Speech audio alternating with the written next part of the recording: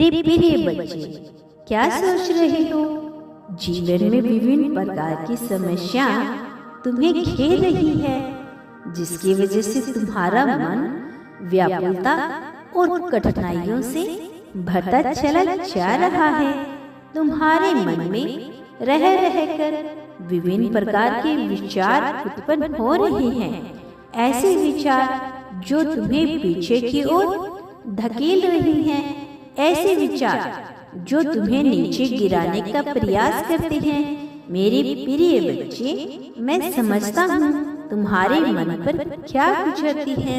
मैं समझता हूँ कि तुम किस प्रकार की चिंताओं से घिरे हुए हो, लेकिन मनुष्य जीवन की यह धारणा रही है कि वह सदैव उन बातों का विचार करता है जिसमें उसे कमी नजर आती है, सदैव उन बातों का विचार करता है जिसमें उसके लिए कुछ छूट रहा होता है।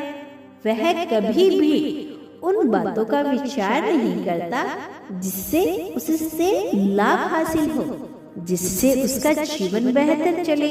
वह सदैव कमियों की ओर अपना रुख मोड़ता है और ऐसा करके वह अपने आप को स्वयं ही विचलन की दिशा में धकेल देता है।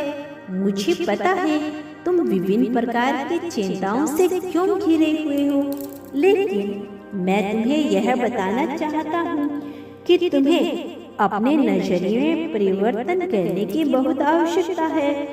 एक बार तुम्हारे नजरिए में परिवर्तन प्रारंभ हो गया हो तो तुम पाओगे कि सब कुछ तुम्हारे अनुसार होने लगेगा। मेरे प्रिय बच्चे, मनुष्य का जीवन सदैव किसी न किसी प्रकार की चिंताओं से घिरा ही रहता है।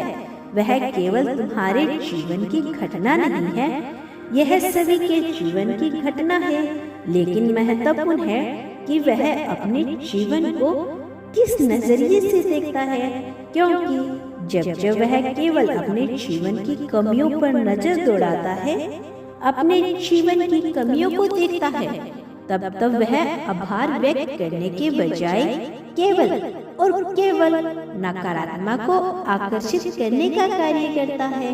मैं नहीं चाहता तुम अपने जीवन में ऐसा कोई भी कार्य करो जिससे तुम्हारे जीवन में नकारात्मक का प्रयास हो, और इसीलिए मैं चाहता हूँ कि तुम अपने जीवन की समस्त चिंताओं को भूलकर केवल और केवल खुशियों का विचार करो, उन चीजों का विचार करो जो तुम्हारे जीवन में मौजूद है, जो तुम्हारे जीवन में तुम्हें प्रदान किया गया है।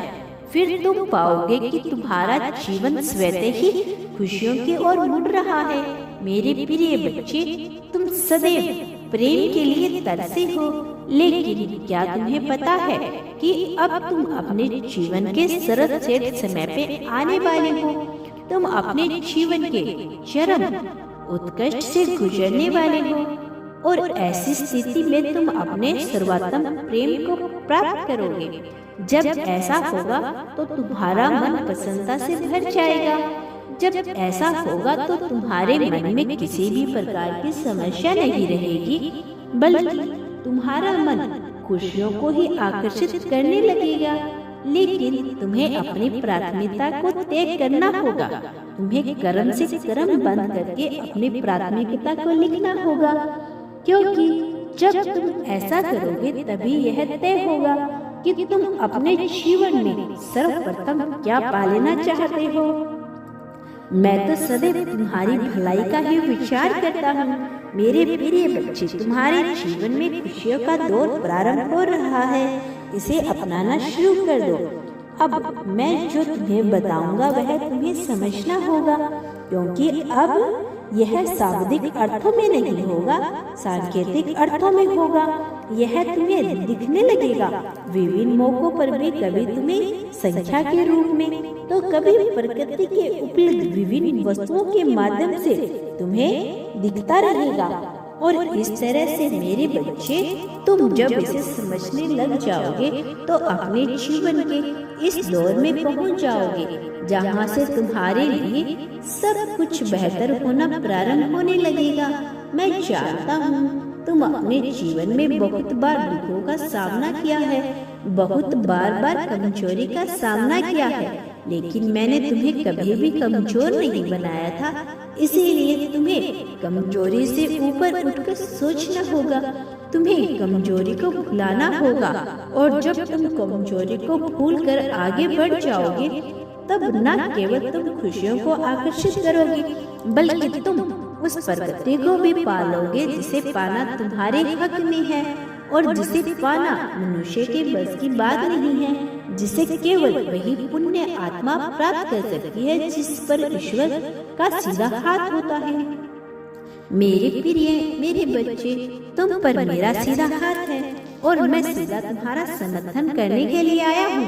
मेरे प्रिय बच्चे, तुमने अपने जीवन में जिस भी तरह की समस्या का सामना किया है, वह वास्तव में तुम्हें मजबूत बनाने के लिए नहीं आई थी।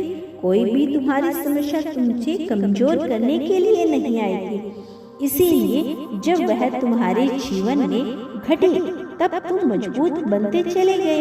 प्रत्येक क्षण में तुम्हें कहीं ना कहीं थोड़ा सा ही मजबूत जरूर हुए हो। मेरे प्रिय बच्चे, तुम अब अपने सर्वोत्तम प्रेम को पाने के करीब हो, अपने सर्वोत्तम चित के पाने के करीब हो, अपने स्वार्थम जीवन शैली के पाने के करीब हो।